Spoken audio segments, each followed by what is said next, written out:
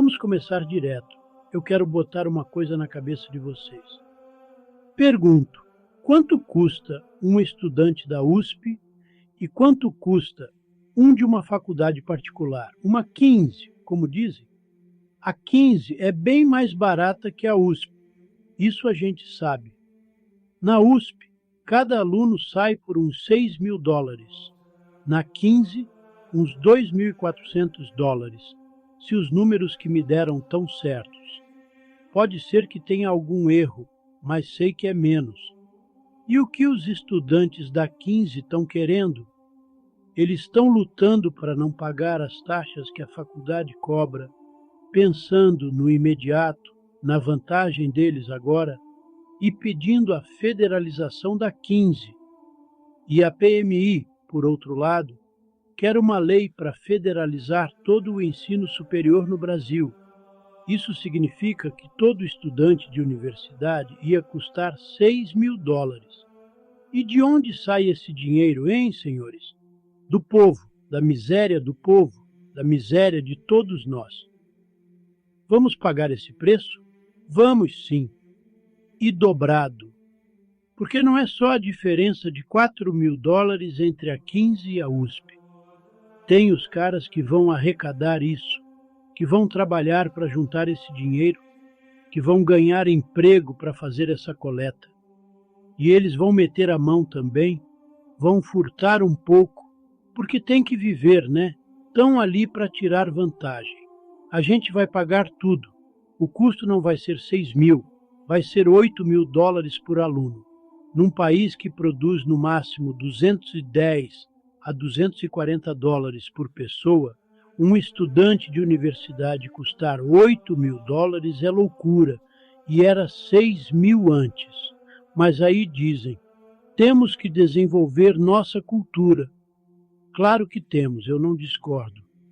Mas dentro do que a gente pode pagar, das nossas condições econômicas. Essas soluções que estão jogando na mesa são para país rico, não para nós. Olha só, a universidade mais cara do mundo, a Columbia, nos Estados Unidos, gasta menos da metade por aluno do que a USP. E a USP é a que mais gasta no planeta. E o resultado? As piores taxas de formação. No setor de filosofia, só 4% se formam. Não tem isso em lugar nenhum. No total das nossas faculdades, só 18% terminam o curso. 82% desistem no meio do caminho. O que isso prova? Que nossas universidades funcionam mal pra caramba. E o que a juventude está fazendo? Lutando para piorar mais ainda. Quanto mais o Estado mete a mão no ensino, mais ele afunda. Eu vejo isso claro. Antigamente, com concorrência, cada escola queria ser a melhor, tinha os melhores professores e a cultura subia. Mas e o filho do pobre? Como estuda? Tem solução para isso sim. Bolsas. Os estudantes que podem pagar mais criam bolsas. Um centro acadêmico consegue arrecadar para dar 2, 3, 4, 5 bolsas para os pobres. Quem pode, paga. Quem não pode, ganha ajuda. Essa é a saída para um país como o nosso. Se o Estado não entrar, o desequilíbrio não cresce. Mas quando ele assume tudo, como fez com a assistência social, aí desanda. Há 30, 40 anos tinha mais leitos de hospital por pessoa do que hoje. A assistência médica era melhor. Por quê? Porque o Estado foi tomando conta. E ele é um desastre. Eu digo com força, o Estado é a maior desgraça que a humanidade inventou. A prova de que o homem é burro é que ainda aguenta o Estado, não conseguiu acabar com ele, não achou um jeito de organizar a sociedade sem essa praga. É o maior sinal da nossa incompetência, da nossa incapacidade. E o pior, esse bicho é intocável. Ninguém ataca, ninguém aponta o dedo, ninguém vê o estrago que ele faz. Todo mundo acha que o Estado é algo que não dá para viver sem, como se fosse essencial. Mas eu digo com força, sociologicamente, ele é um acidente, uma coisa que aconteceu, não algo que vem da natureza humana, que está na essência do homem. Não é assim.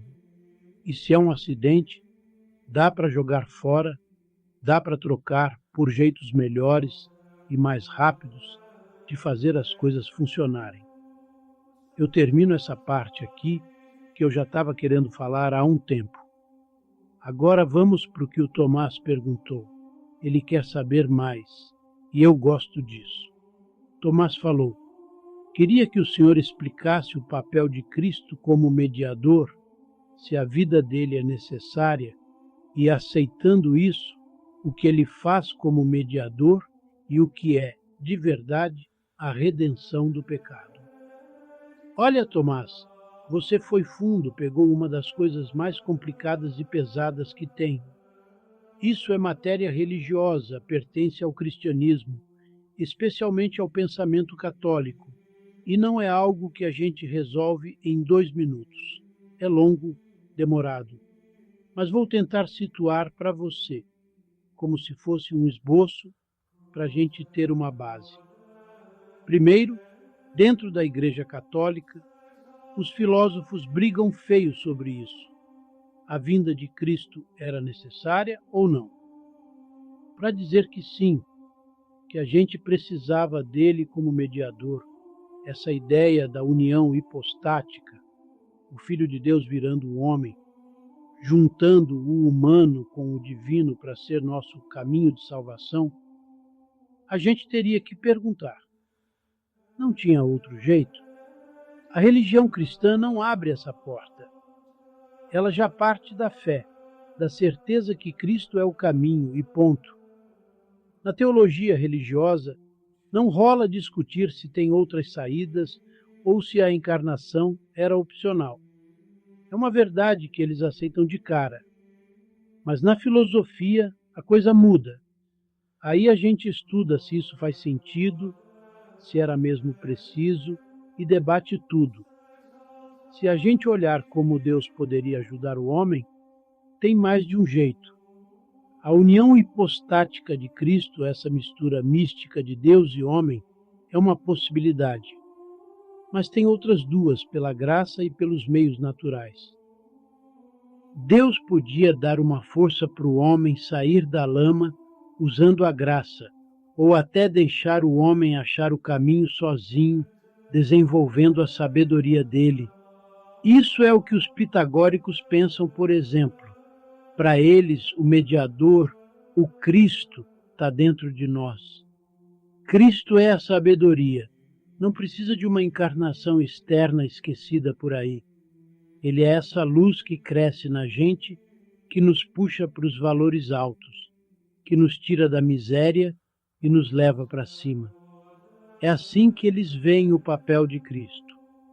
E olha só, São Tomás, num livro dele que quase ninguém fala, um comentário sobre a Ave Maria que não pega poeira nas estantes, tem uma frase que choca. Ele diz que a gente poderia ser salvo só por Maria Santíssima, sem Cristo ter vindo. Isso assusta os tomistas. Dá um frio na espinha para quem segue ele de perto, porque Tomás fala que a encarnação não era necessária. É uma ideia que ele joga, mas não força como certeza. Ele diz que a união mais alta com Deus seria Deus atuando dentro de nós, sendo nossa forma, nosso entendimento divino. Se um homem chegasse nesse ponto, seria o máximo que a gente pode alcançar. E isso não é impossível, porque quem pode o mais, pode o menos. O Ser Supremo tem poder para fazer assim, se quiser. Então, filosoficamente, a encarnação de Cristo não é uma coisa impossível, mas também não é uma certeza absoluta para Tomás. É matéria de fé, não de prova. Eu sinto o peso disso. A filosofia não chega a dizer tem que ser assim. mas a religião sim. Tomás deixa a porta entreaberta e eu gosto de pensar nisso com vocês. Isso é só questão de fé. Eu vejo isso firme com Tomás de Aquino. Pertence à religião? Não dá para provar na filosofia com certeza absoluta, com aquela força que não deixa dúvida, que a encarnação de Cristo era o único jeito do homem se levantar e chegar perto de Deus. A sabedoria, como uma revelação que está aí para todo mundo, já daria ao homem um caminho bom o suficiente para alcançar Deus. Não dá para negar, tem gente que não foi cristã, nunca ouviu falar de Cristo e viveu uma vida limpa, cheia de virtude, exemplos altos em todo canto do mundo, homens que levaram a vida mais sã que se pode imaginar. Tá certo? A gente tem que respeitar isso. Então, a encarnação não é necessária, não é algo que tinha que ser. Mas por que aconteceu então? Mistério. Eu sinto o peso disso. A única explicação que Tomás acha vem de Santo Agostinho. Entre as formas naturais, a graça santificante e a união hipostática, essa última, a de Cristo, seria a mais alta.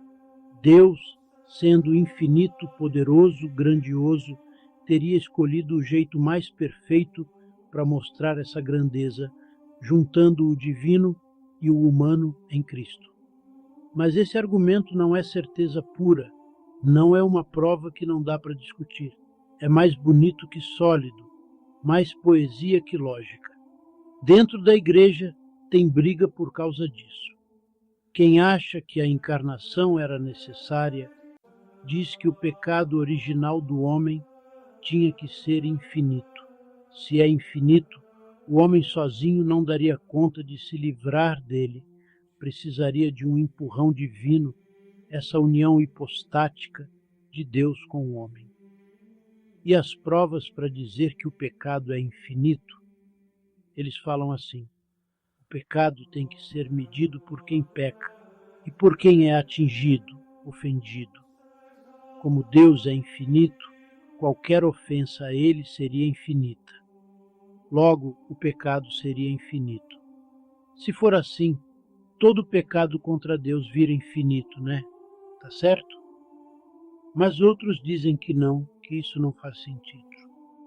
Pecado é uma falha, um tropeço, uma coisa que falta. E uma falha nunca pode ser infinita, porque o infinito é absoluto e a falha é relativa, limitada. Então, o pecado é limitado, e o homem, sendo limitado também, poderia se livrar dele sozinho. Mas quem me diz de onde veio esse pecado original? A igreja não explica direito. Só a filosofia, como a de milagre, tenta dar um jeito nisso.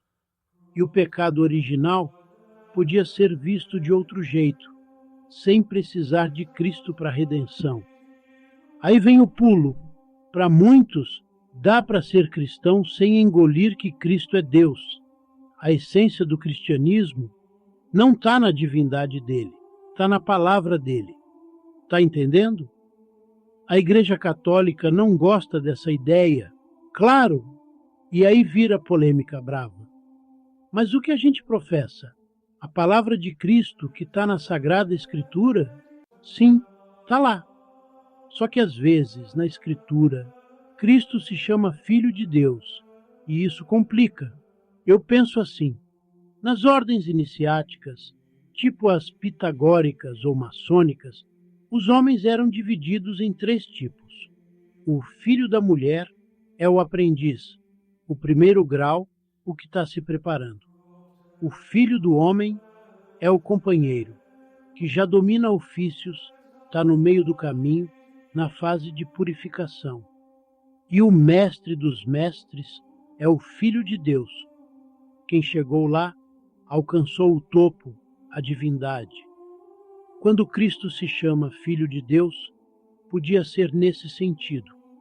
Eu sou o mestre dos mestres. alguém que atingiu o grau mais alto, como nas iniciações.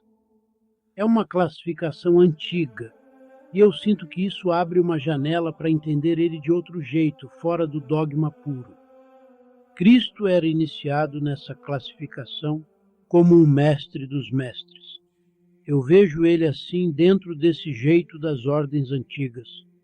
Claro, se o Márcio estivesse aqui, ou os jesuítas iam pular contra mim, mas isso dá para discutir, eu não fujo disso. Ele fala, filho do homem, mas não pai. E aí vem aquela frase pesada, antes de Abraão ser, eu já era. Isso parece mostrar que ele é coeterno com o Pai, que sempre existiu com Deus. Mas coeterno como? Em que sentido? Se Cristo é a sabedoria, como eu penso, ele não é coeterno, do mesmo jeito que o Pai. Antes de Abraão tinha o homem, e Cristo diz, eu sou a sabedoria, eu trago ela. As palavras dele ecoam muito o que já está na Bíblia antes, nos livros antigos. Eu não brigo com isso, para mim está claro. Agora, essa questão de Cristo é Deus ou encarnou é coisa da religião. Não vou ficar batendo nessa tecla. Do ponto de vista prático, universal, eu fico com a palavra de Cristo pura e simples. Acho que ela junta os homens que em volta dela dá para construir uma religião da humanidade. Quem quer crer que ele é divino, que creia. Está entendendo? É uma possibilidade, mas não dá para provar filosoficamente que tinha que ser assim. Se alguém provasse que a encarnação era necessária, ia ter que dizer que Deus foi obrigado a fazer isso. E aí mexe com a liberdade divina, o que não faz sentido. Então isso fica na fé. Quem acredita, acredita e não está aceitando um absurdo. Filosoficamente, não é impossível, mas também não é uma verdade que a razão prova. É só uma verdade religiosa, sacou? Pode-se ver Cristo como São João pinta, a encarnação da sabedoria. Ele é um homem que virou sabedoria divina, chegou num ponto alto que mostra o caminho para o homem.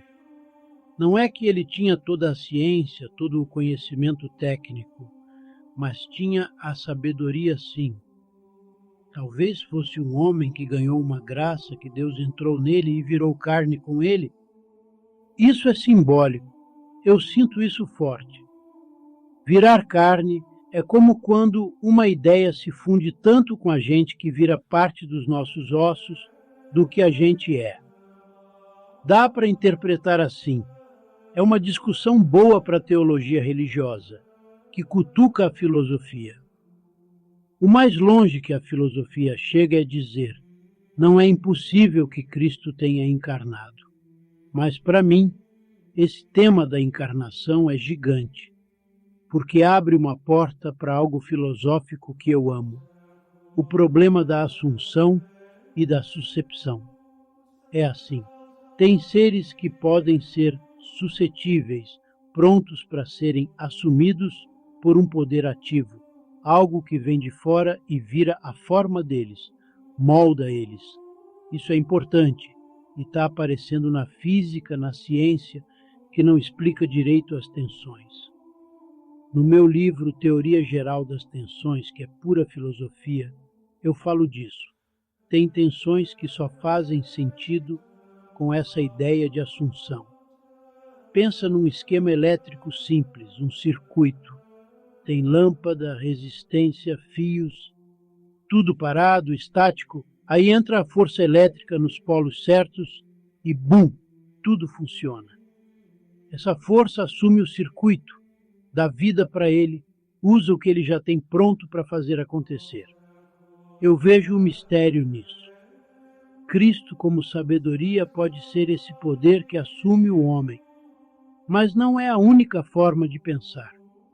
A filosofia deixa a gente cavar mais fundo, e eu quero levar vocês comigo nessa.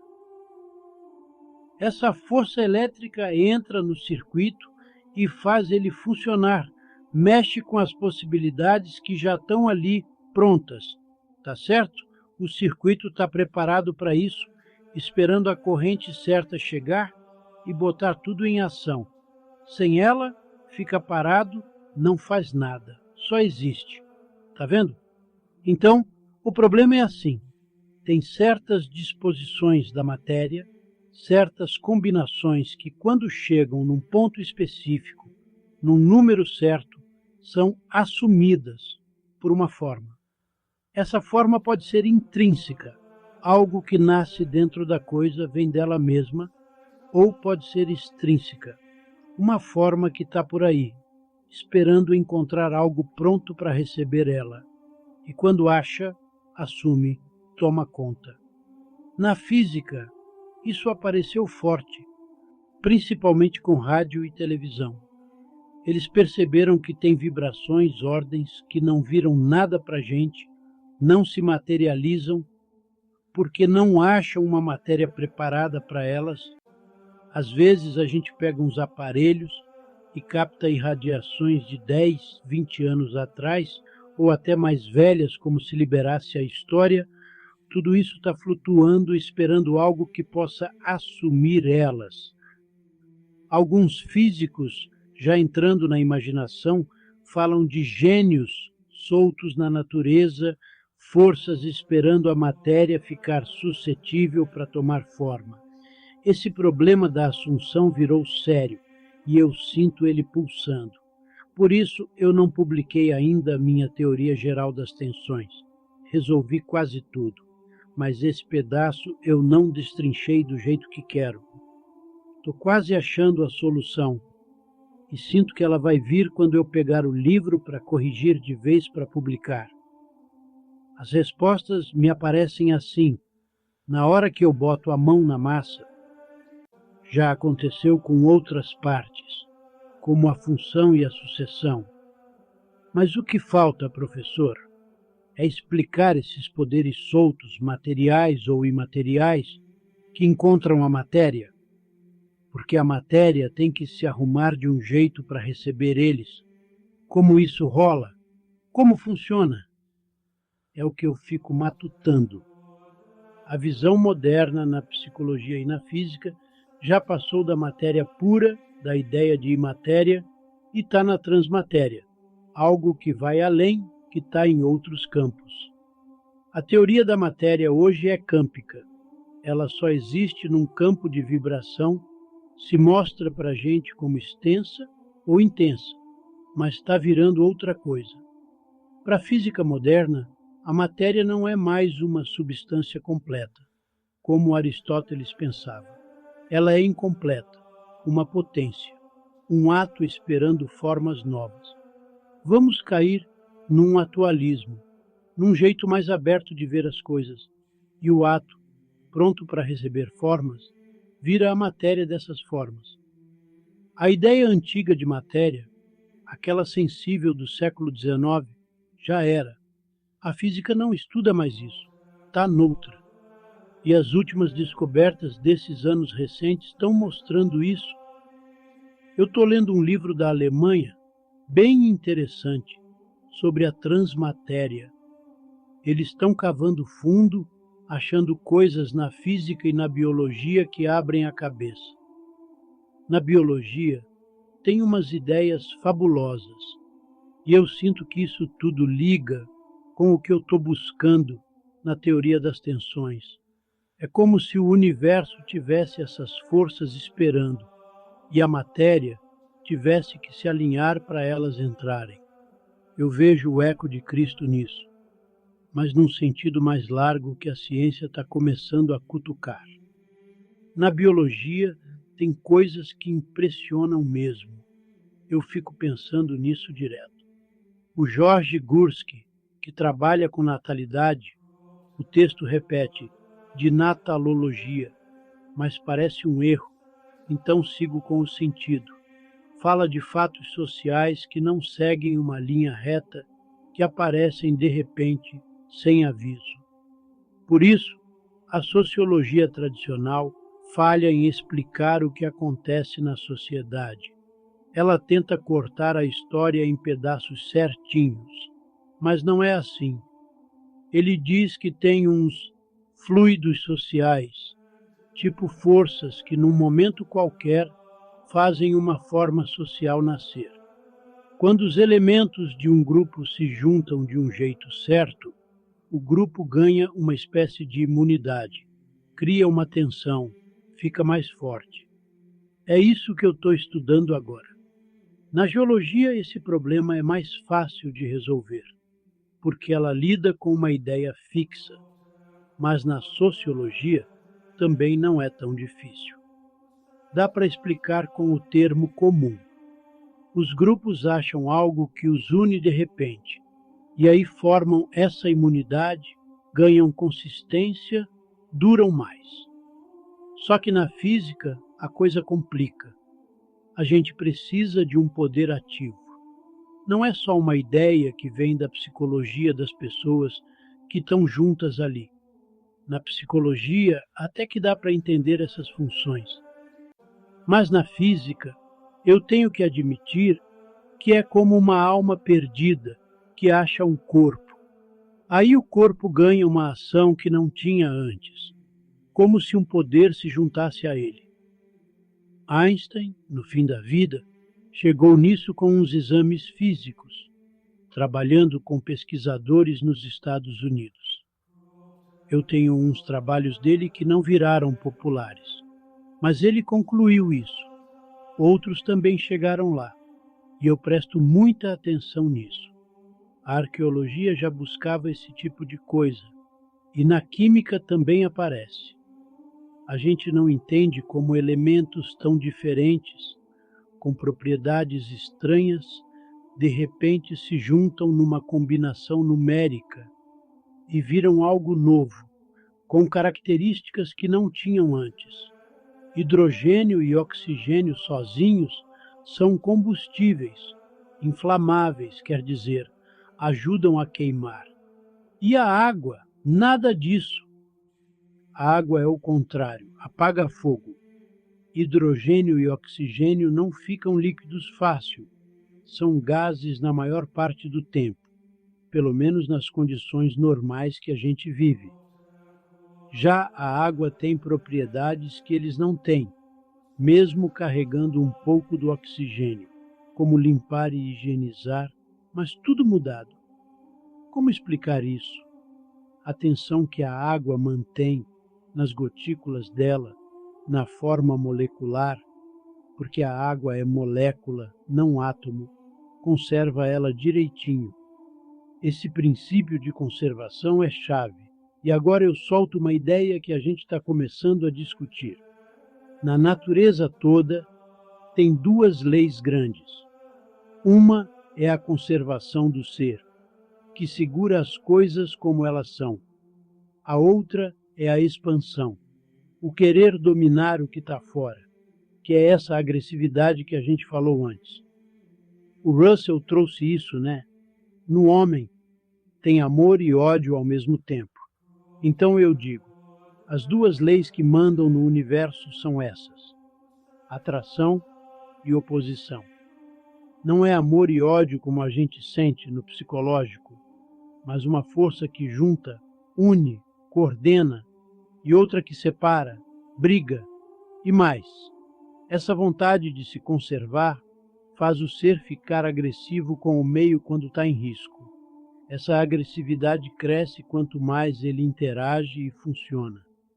Nos seres vivos, isso é forte, e nos animais é o pico, a maior agressividade que a gente conhece. Foi isso que botou na mesa o problema da guerra.